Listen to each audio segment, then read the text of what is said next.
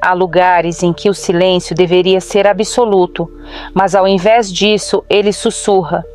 O cemitério é um desses lugares, onde cada lápide parece guardar segredos e cada sombra pode estar viva. Estes são 5 relatos de pessoas que sentiram algo além do normal em suas visitas ao reino dos mortos. Cada história é contada por quem viveu ou sobreviveu para relatar. Trabalho no cemitério porque gosto da tranquilidade, ou pelo menos gostava, até aquela noite. Era uma sexta-feira, quase meia-noite, e eu estava terminando meu turno quando ouvi passos no setor dos mausoléus antigos. Pensei que fosse algum vândalo. Peguei a lanterna e fui até lá. Ao iluminar o corredor dos túmulos, vi uma mulher de costas, parada em frente a um mausoléu. Vestia algo branco, muito simples, e parecia tremer. Chamei por ela, mas não respondeu. Quando me aproximei, percebi que ela estava repetindo uma frase baixinho. Não deixem eles sair, não deixem eles sair. Antes que eu pudesse dizer qualquer coisa, ela virou o rosto para mim. Eu nunca vou esquecer os olhos dela, vazios como se não fossem deste mundo.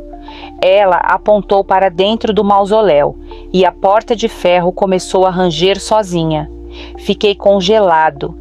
De repente, o som parou e a mulher desapareceu. Olhei para dentro do mausoléu e vi um caixão com a tampa deslocada. Desde aquele dia, evito esse setor, e você deveria também. Mariana, 34 anos, professora de música, visitava o túmulo da avó. Minha avó sempre dizia que um cemitério é um lugar de paz. Foi por isso que escolhi visitá-la em uma tarde ensolarada, para sentir essa calma que ela tanto falava.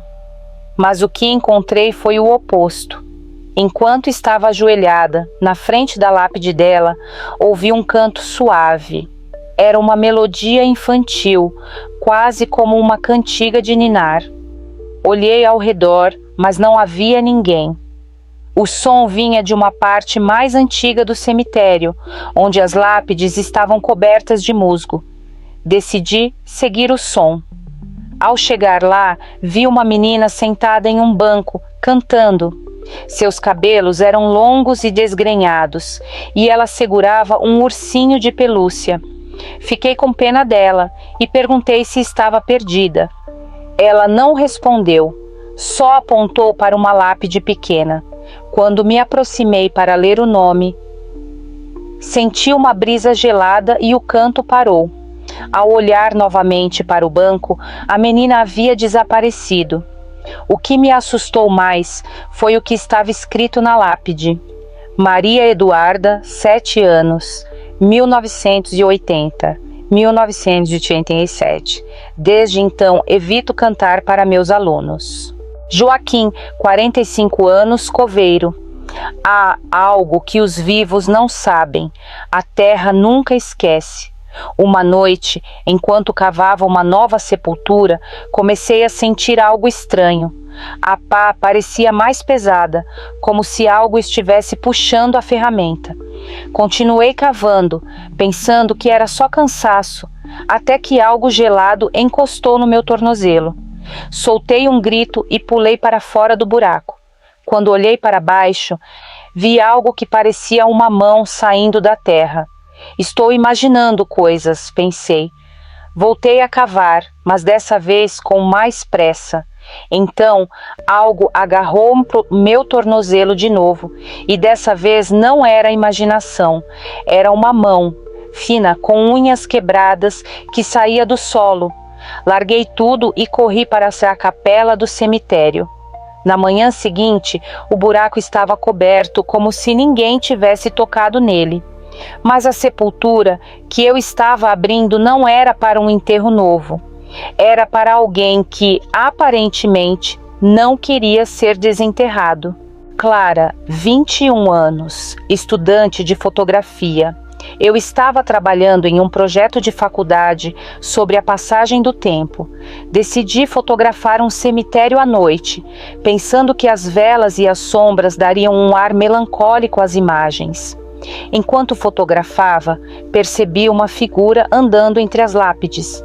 Era um homem alto, vestido de preto, carregando um castiçal com velas. Achei que fosse alguém fazendo algum tipo de ritual. Liguei minha câmera e o segui. Ele andava devagar, parando em frente a algumas sepulturas, murmurando palavras que eu não entendia.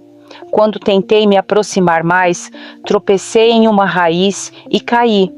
Minha câmera escorregou e bateu no chão, mas o homem nem olhou. Levantei-me rápido e quando o procurei novamente, ele não estava mais lá. O mais estranho, quando revelei as fotos no dia seguinte, o homem não aparecia em nenhuma delas, mas as velas que ele carregava estavam lá, flutuando sozinhas no meio das sombras. Ricardo, 39 anos, investigador particular. Minha profissão me levou a lugares estranhos, mas nunca imaginei que um cemitério seria o mais perturbador. Eu estava investigando o desaparecimento de uma mulher, e o último lugar onde ela foi vista era perto do cemitério. Enquanto caminhava entre as lápides, ouvi uma voz sussurrada. Ela dizia meu nome, mas de uma forma arrastada, como se fosse difícil pronunciar. Não havia ninguém ao redor. Segui o som até uma lápide rachada. A voz vinha dali. Quando me ajoelhei para inspecionar, vi que a rachadura estava coberta por algo que parecia carne, pulsando como se estivesse viva. De repente, senti algo no meu ombro. Olhei para trás e não havia ninguém.